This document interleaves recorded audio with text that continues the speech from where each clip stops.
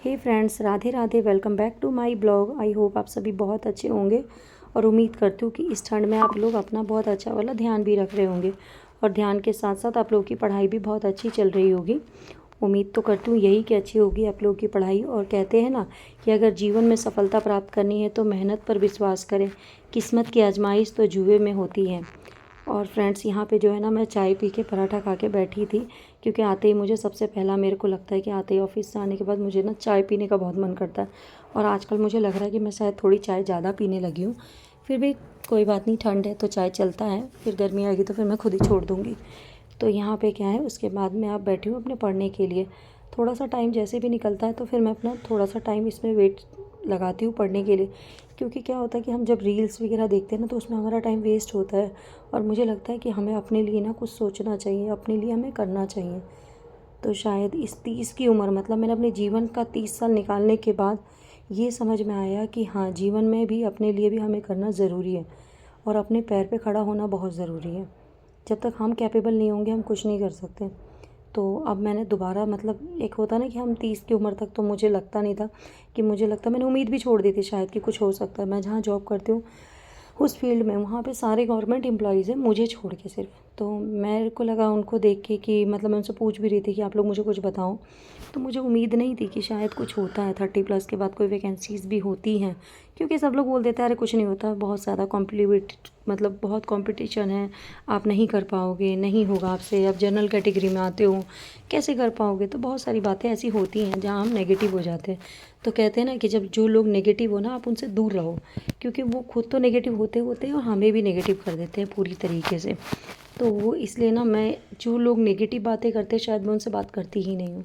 Positive जिन लोगों को, कहते हैं हम जैसे जैसे पॉजिटिव सोचते हैं वो चीज़ें हमारे साथ वैसे ही होती हैं। तो मुझे लगता है, क्योंकि जब मैंने सोचना शुरू किया ना, तो मुझे लगता है कि हाँ, मैं ये चीज़ कर सकती हूँ जो मुझे पहले शायद नहीं पता चली। लेकिन कोई नहीं, जब जागो तब सवेरा। तो इसी तरीके से अब मैं जाग गई हूँ, तब मुझे समझ में आ चुका है कि अब मुझे पढ़ना है। और फिर से मैंने पढ़ाई शुरू कर दी है, क्योंकि मेरे ग्रेजुएशन कंप्लीट करने के बाद ना उम्मीद नहीं थी मुझे कि मैं पढ़ूंगी। मैंने सोचा पढ़ लूँगी पढ़ लूँगी पढ़ लूँगी, लेकिन अब लगा मुझे कि नहीं, पढ़ना ज़्यादा ज़रूरी है। क्योंकि हम लड़कियों को या लेडीज़ों को, हमें अपने बारे में भी सोचना बहुत ज़रूरी है। क्योंकि शादी के बाद तो हमारा पूरा जीवन जो है ना, वो सिर्फ दूसरों के लिए ही जीते हैं, हम अपने लिए तो जीते ही नहीं हैं। अपने परिवार, अपना बच्चा, अपने घर के सबके लिए, लेकिन अपने बारे में सोचना हम भूल जाते हैं। तो इसीलिए मुझे अब लगा कि नहीं, शायद मेरी ज़रूरत है नौकरी। तो मुझे लगा कि गवर्नमेंट जॉब मेरी सबसे पहली प्रायोरिटी है।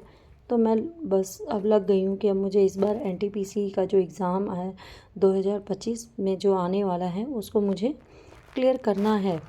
तो बस मैं उसी की उस कोशिश में लग चुकी हूँ कि अब मैं पढ़ाई अपनी शुरू कर चुकी हूँ दोबारा से।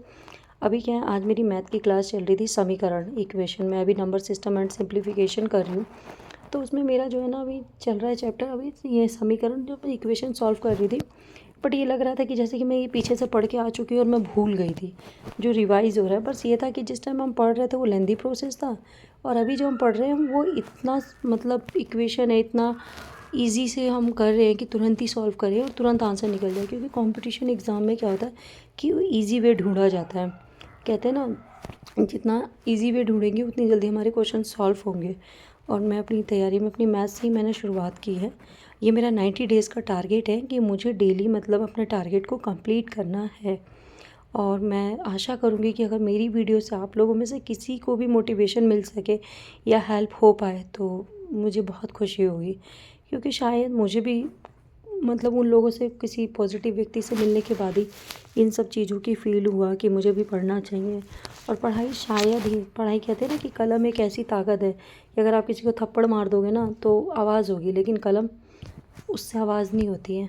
उससे हमें किसी को थप्पड़ मारने की ज़रूरत नहीं होती।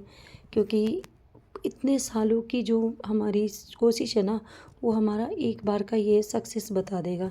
और वो इतनी तेज़ आवाज़ करेगा कि हमें बोलने की भी आवश्यकता नहीं होगी। तो इसीलिए कहते हैं कि पढ़ना ज़रूरी है। और मैं भी अपनी पढ़ाई में लग चुकी हूँ, उम्मीद करती हूँ कि आप लोग भी अच्छे से पढ़ रहे होंगे। और यहाँ पे जो है, मैं मैथ्स की क्लास के बाद अपनी रीजनिंग की क्लास लूँगी। रीजनिंग की क्लास भी मैं ऑनलाइन ही लेती हूँ, वहीं से पढ़ती हूँ। अभी मैंने कोई भी, मतलब उसकी बुक वगैरह नहीं परचेज़ की है। अभी मैं दोनों ही क्लासेस अपनी ऑनलाइन लेती हूँ। मेरी ब्लॉग में नेक्स्ट टाइम मिलते हैं। Bye bye. ब्लॉग अच्छा लगे तो लाइक कीजिए।